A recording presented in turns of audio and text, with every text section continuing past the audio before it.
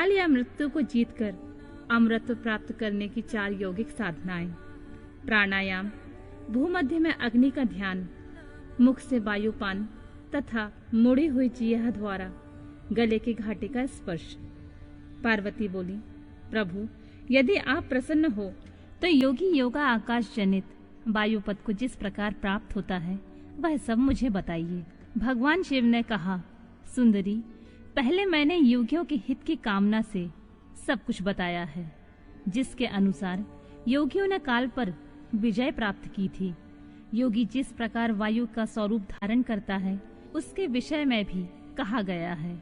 इसलिए योग शक्ति के द्वारा मृत्यु दिवस को जानकर प्राणायाम में तत्पर हो जाएं।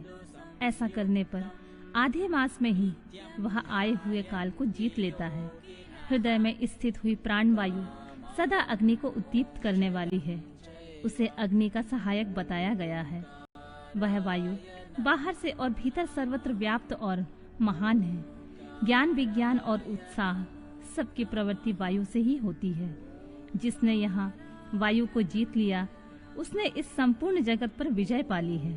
साधक को चाहिए कि वह जरा और मृत्यु को जीतने की इच्छा से सदा धारणा में स्थित रहे, क्योंकि योग परायण योगी को भली भांति धारणा और ध्यान में तत्पर रहना चाहिए।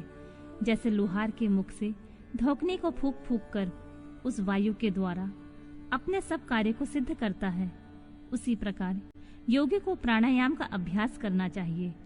प्राणायाम के समय जिनका ध्यान किया जाता है वे आराध्य देव परमेश्वर सहस्त्र मस्तक, नेत्र, पैर और हाथों से युक्त हैं तथा समस्त ग्रंथियों को आवृत करके उनसे भी 10 अंगुल आगे स्थित हैं। आदि में व्याहति और अंत में शिरोमंत्र सहित गायत्री का 3 बार जप करें और प्राणवायु को रोके रहें। प्राणों के इस आयाम का नाम ही प्राणायाम है।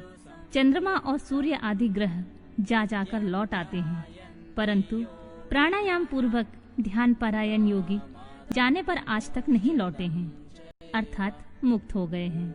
देवी, जो द्विज 100 वर्षों तक तपस्या करके कुशों के अग्रभाग से एक बूंद जल पीता है, वह जिस फल को पाता है वही ब्राह्मणों को एकमात्र धारणा अथवा प्राणायाम के द्वारा मिल जाता है।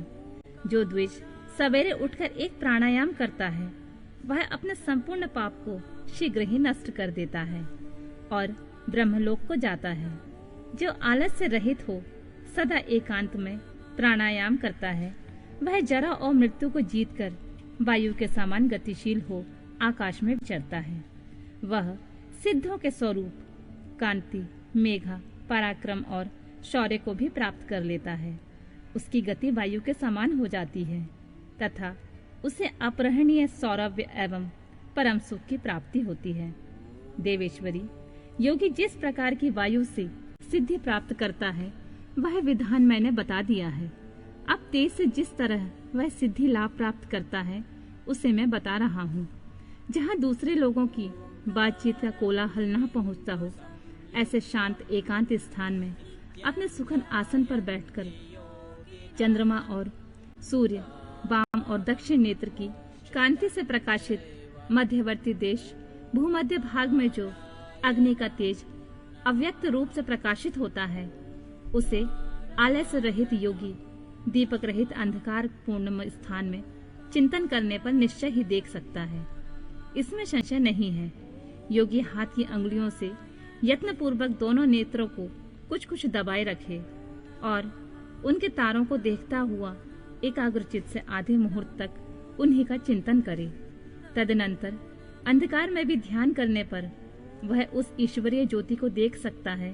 वह ज्योति सफेद, लाल, पीली, काली तथा इंद्रधनुष के समान रंग वाली होती है।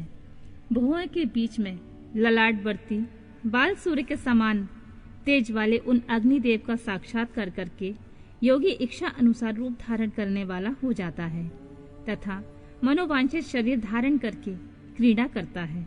वह योगी कारण तत्व को शांत करके उसमें आविष्ट होना, दूसरों के शरीर में प्रवेश करना, अणिमा आदि गुणों को पार लेना, मन से ही सब कुछ देखना, दूर की बातों को सुनना और जानना, अदृश्य हो जाना, बहुत से रूप धारण कर लेना तथा आकाश में विचरना इत्यादि सिद्धियों को निरंतर अभ्यास के प्रभाव से प्राप्त कर लेता है।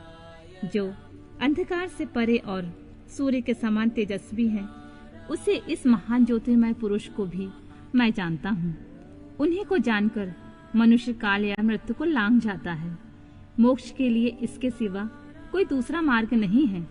देवी, इस प्रकार मैंने तुमसे तेजस्व तत्व के चिंतन की उत्तम विधि का वर्णन किया है, जिससे योगी काल पर विजय पाकर अमृत को प्राप्त कर लेता है।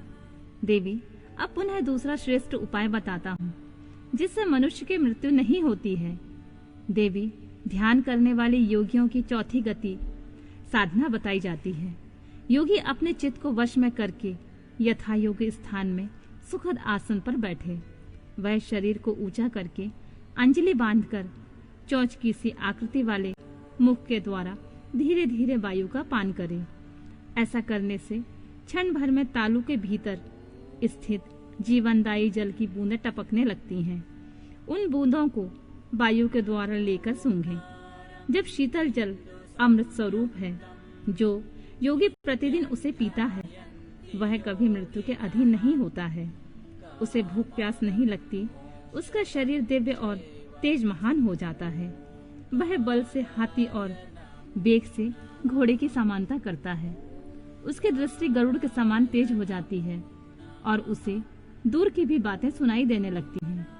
उसके केश काले काले और घुंघराले हो जाते हैं। वह अंग कांति गंधर्व और विद्याधरों की समानता करती है। वह मनुष्य देवताओं के वर्ष से 100 वर्षों तक जीवित रहता है तथा अपनी उत्तम बुद्धि के द्वारा बृहस्पति के तुल्य हो जाता है। उसमें इच्छा अनुसार विचरने की शक्ति आ जाती है। वह सदा ही सुखी रहकर आकाश में विचरण की शक्ति को प्राप्त कर लेता है।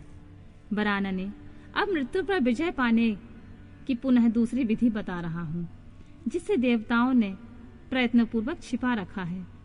तुम उसे सुनो। योगी पुरुष अपनी जिह्वा को मोड़कर तालू में लगाने का प्रयत्न करे। कुछ काल तक ऐसा करने से वह क्रमशः लंबी होकर गले की घंटी तक पहुंच जाती है। तदनंतर जब जिह्वा से गले की घंटी सटती है, तब शीतल सुधा का स्त्राव करती है। उस सुधा को जो योगी सदा पीता है, वह अमृत को प्राप्त होता है।